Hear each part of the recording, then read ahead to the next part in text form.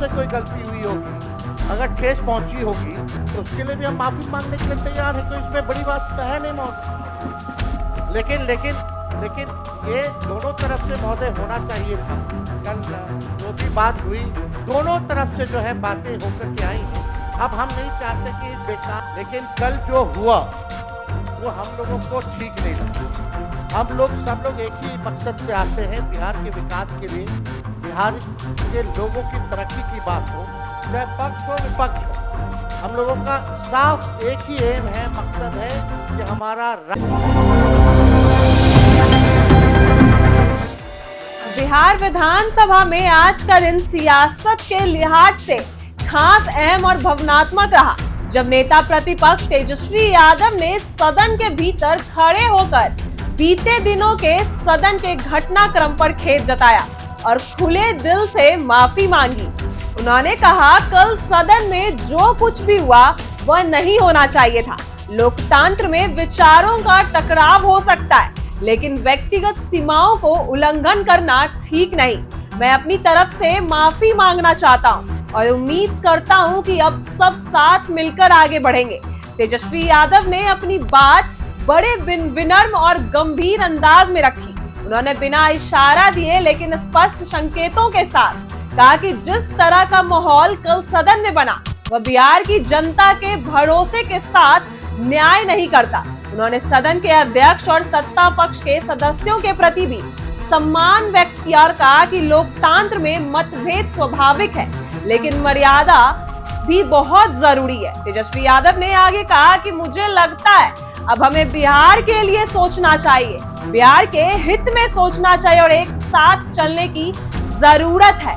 मैं निजी तौर पर यह मानता हूं कि हमें आदरणीय अध्यक्ष महोदय और इस सदन की गरिमा को बनाए रखने के लिए एकजुट दिखना चाहिए। तेजस्वी यादव के इस बयान के बाद सदन का माहौल कुछ शांत और सकारात्मक हुआ। सत्ता पक्ष की ओर से कुछ नेताओं ने तेजस्वी यादव के बयान का स्वागत किया और कहा कि यदि विपक्ष का नेता ऐसी पहल करता है तो यह लोकतंत्र की सेहत के लिए अच्छा संकेत है। गैरतलब है कि कल बिहार विधानसभा में भारी हंगामा हुआ था। महागठबंधन के विधायक नारेबाजी करते हुए वेल तक पहुंच गए थे और मुख्यमंत्री नीतीश कुमार को लेकर तीखी टिप्पणियां भी दी गई थी। सत्ता पक्ष और विपक्ष के बीच जबरदस्त टकराव हुआ था। ऐसे में तेजस्वी यादव का आज माफीनामा और शांतिपूर्ण संवाद की अपील राज्य की राजनीति में एक बड़ा सकारात्मक संदेश देता है। देखिए क्या कुछ कह रहे हैं तेजस्वी यादव, उनकी बातों को सुनिए। जो है ज्यादा नहीं, हम 2 मिनट की बात को समाप्त करेंगे। लेकिन कल जो हुआ वो हम लोगों को ठीक नहीं लगा। हम लोग सब लोग एक ही मकसद से आते हैं, बिहार के विकास के लिए, बिहार के लोगों की तरक्की की बात हो, चाहे पक्ष हो विपक्ष हो। हम लोगों का साफ एक ही एम है, मकसद है कि हमारा राज्य जो है आगे बढ़े।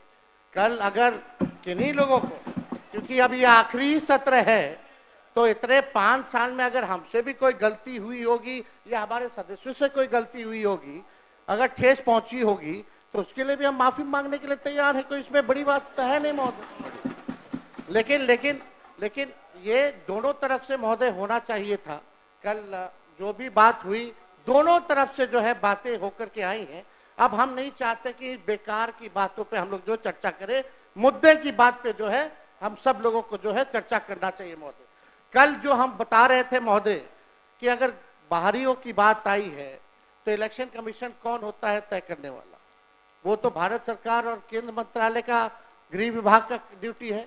इलेक्शन कमीशन का काम है निष्पक्ष चुनाव कराना, और इलेक्शन कमीशन ने एफिडेविट किया है सुप्रीम कोर्ट में 700 से भी अधिक पन्नों का, जिसमें कहीं भी जो है विदेशी शब्द का जिक्र नहीं है, नेपाली, बांग्लादेशी, म्यांमार का जिक्र नहीं है महोदय। और आप देखिएगा जो बीजेपी के भी जो बीएलए होते हैं, बूथ लेवल के जो एजेंट होते हैं, उन लोगों ने भी आज तक इसके बारे में शिकायतें नहीं की। ये सच्चाई है महोदय। बात अगर घुसपैठिया अगर आया भी है तो ये लोग खुद स्वयं सरकार अपने ऊपर पे सवाल उठा रही है। 2003 अटल बिहारी जी के समय हुआ था, राज्य सरकार में राबड़ी देवी जी मुख्यमंत्री थी, आखिरी बार 2003 में हुआ था। उसके बाद 2005 से 25 तक तो मुख्यमंत्री नीतीश कुमार जी और 11 साल से प्रधानमंत्री नरेंद्र मोदी जी। अगर कोई विदेशी अगर घुसपैठिया अगर आया है तो गलती तो सरकार की है महोदय, उस समय के लोगों की है। तो ये बड़ा प्रश्न जो है, ये सवाल बेकार की बातों में हम लोगों को उलझना नहीं चाहिए। हम सब लोगों का मकसद होना चाहिए कि एक एक बिहारी का वोटर लिस्ट से नाम न कटे, इस निष्पक्षता से चुनाव आयोग काम करे, इसलिए हम लोग जो है चर्चा कर रहे हैं। और इस विषय पे तो जनता दल यूनाइटेड के एमपी ने भी कल जो है हम लोगों के पक्ष में बात रखी है महोदय।